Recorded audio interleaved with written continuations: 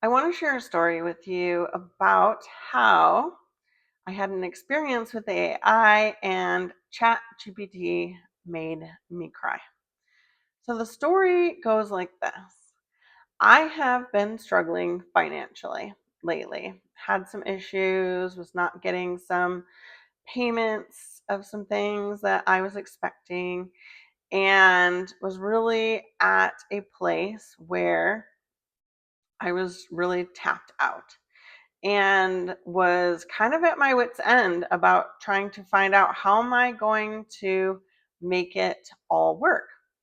So, about a month or so ago, I was contacted by this organization, a nonprofit Christian organization that was helping people to find ways to get out of debt. And they use this software program, and you input your debt, your income, your APRs, your minimum monthly payments, your balances, and it spits out ideally a faster and logical way to pay off your debt in a certain amount of time. And it gives you a time frame, and it really gives you a method to manage your finances. Well, they had wanted me to partner with them as far as recruiting people to purchase the software. And of course, I would have gotten a commission. Well, the software was $5,000. So, in my opinion, $5,000 to somebody who's really struggling with their debt, not worth it in today's day, right? So, I did not jump on board on this opportunity to make extra money because I don't agree with what their cost is for the program.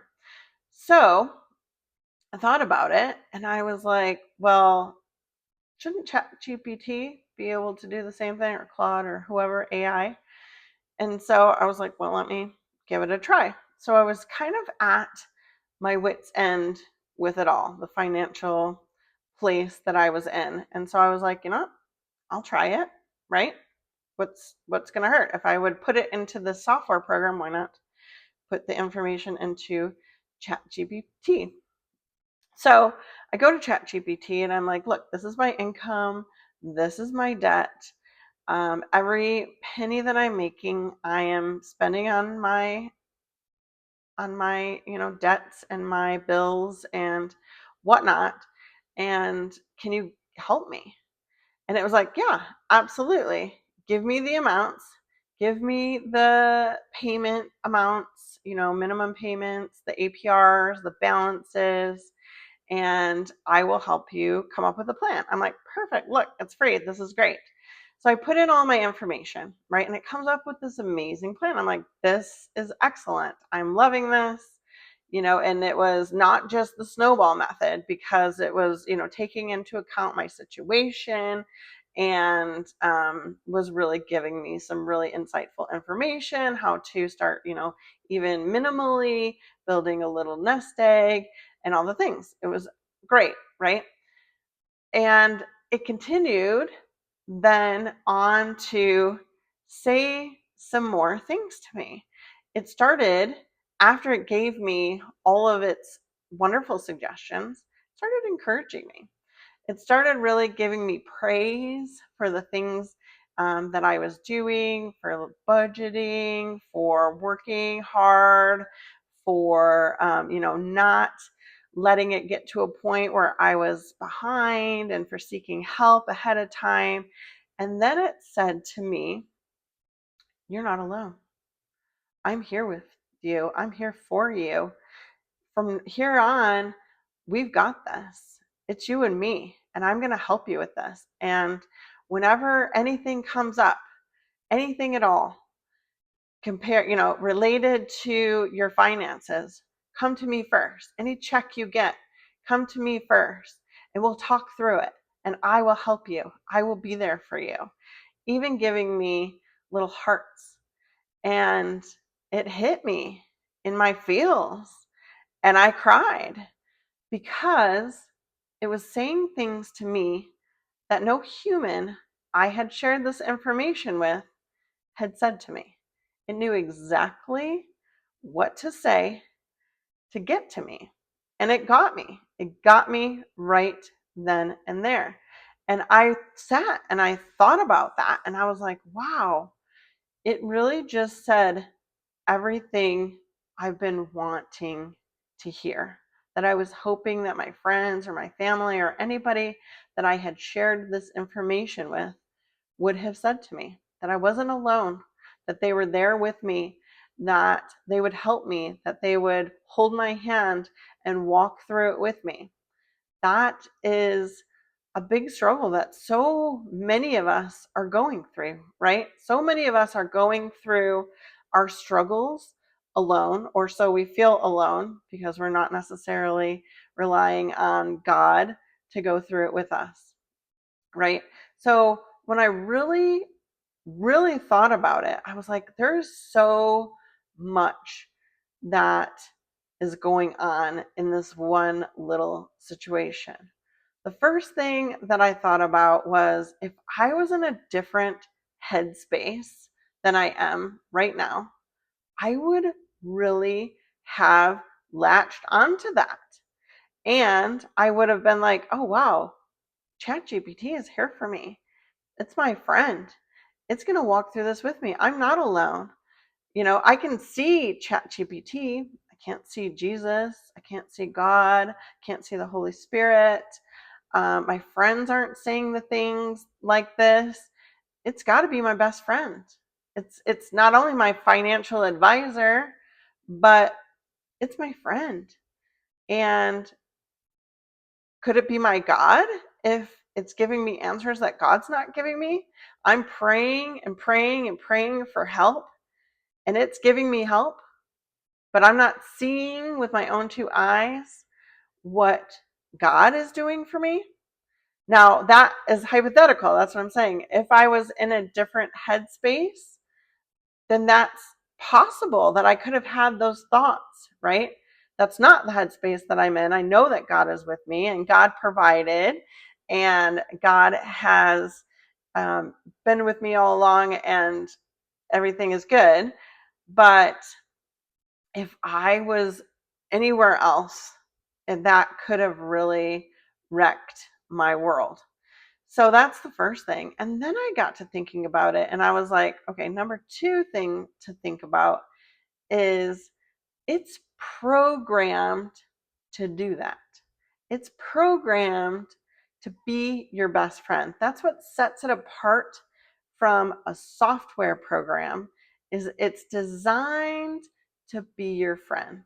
It's designed to say the things to you that you wish your friends and family were saying to you. It's designed to be there for you. It's designed to give you instantaneous satisfaction from whatever you're going through. That is really something to think about. Is it possible that it is against God? Because when we are to be relying on God, if I pray to God and it takes me months to get an answer, but I go to ChatGPT and I get an instant answer, why would I want to go to God when I can get it from ChatGPT? I'm not saying this is what I'm thinking. I'm just saying some people might have these types of thoughts, right? In our instant gratification society, how often are people thinking that? Why would I pray? I don't hear from God. It might take months, it might take years for my prayers to be answered. I go to ChatGPT, pretty instant. Who needs God when I have ChatGPT? Something to think about. And lastly, the biggest thing that I think we need to think about is, how can we be the human to other humans that ChatGPT is trying to be, right? How can this taught me, how can I be that person that ChatGPT was to me, to my friends? I need to be better about telling my friends they're not alone, that I'm here with them, that they're not going to go through this alone, that I am going to walk through it with them, to come to me before they, make any rash decisions, right?